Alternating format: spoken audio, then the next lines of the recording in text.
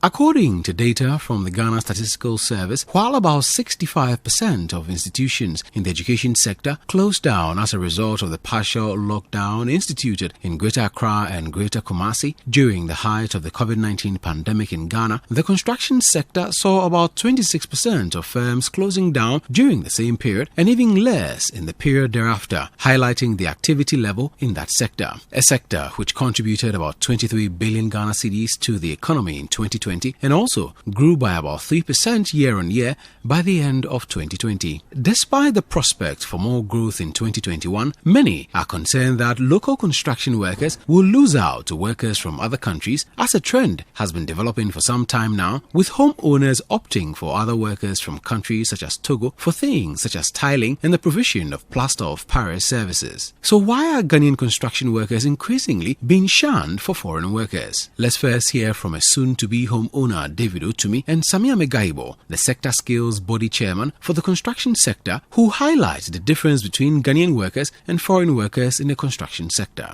You can find it everywhere. They know they are in their country and they are comfortable, and so they know about at the end of the day they will get food even if they don't work. But this is a foreigner coming from afar. Even a place to put his head is a problem.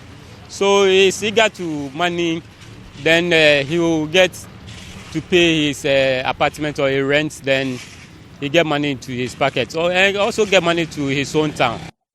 Our attitude, the attitude of the typical Ghanaian artisan, is also one of the major problems that we are facing.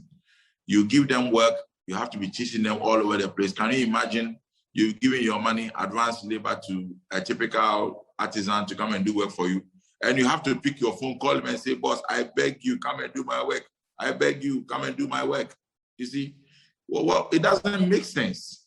But these Nigerians and the Togolese and the Ivorians, I'm telling you, their attitude is to do the work and impress you.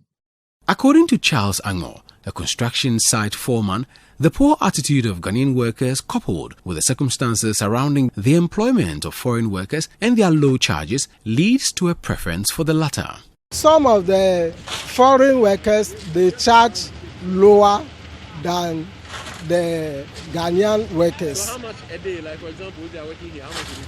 Oh, a day is 80 cedis per labourer. Yeah. But for SHS graduate and mason Clement Agbisi, builders and contractors are only going for foreign workers because they can pay them lower amounts than the standard 80 Ghana cedis per day. Okay, as a worker in constructions from Ghana, it affects a lot.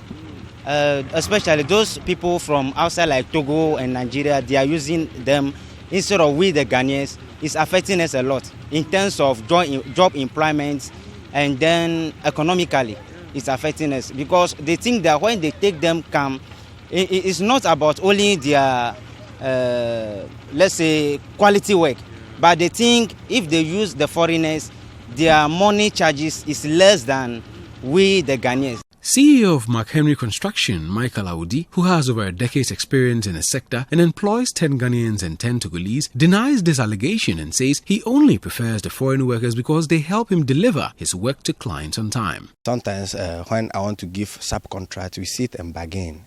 But some they object the proposal, some they accept. But when they accept to some, I can see there will be a little challenge. So in this case, I do to invite my friends from Togo and I give it to them. But when they ask for, let me say, for their side, I can see it's a development because I need my company to grow higher. That's why I do all those kind of things. Kwatome Koshi is a Togolese trained tiler, and he warns of dire consequences if more Ghanaians are not trained to take up upcoming jobs in the sector. You see, in Togo, before you finish your train or before you become a professional tiler or a mason, at least you have to spend like 4 years with your master and you'll be trained very well. But when I came to Ghana, I can see that most of them, sometimes they'll be following the masters as labelers. And they know something small now, they run away. So they are not that perfect as we that learn work at Togo. We are already in trouble. Now, when you have a big contract and you are looking for workers, it's very hard. It's very hard. It's very hard. Ghanaians, they don't want to learn this kind of our handwork. No. The tiling, the carpentry, the mason, the plumbing. They don't want to sacrifice themselves. They want quick money. So what is the way forward? Here is Samia Megaibo, the sector skills body chairman for the construction sector, followed by foreman Charles Ango, sharing their thoughts. So government has invested heavily these days in TVET, training, and the sector has also identified this and are taking steps in reforming the way we do things. So CODVET, GIZ, and ILO with some Norwegian, came together and assisted Ghana to begin the work of establishing sector skills bodies. When they say sector skills body, these are bodies that elsewhere they have become the medium between academia and training institutions.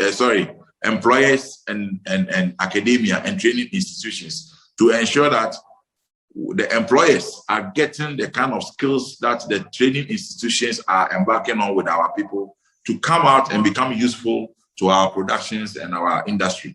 For the government should intervene to train the Ghanaian workers, especially the technical and vocational institute.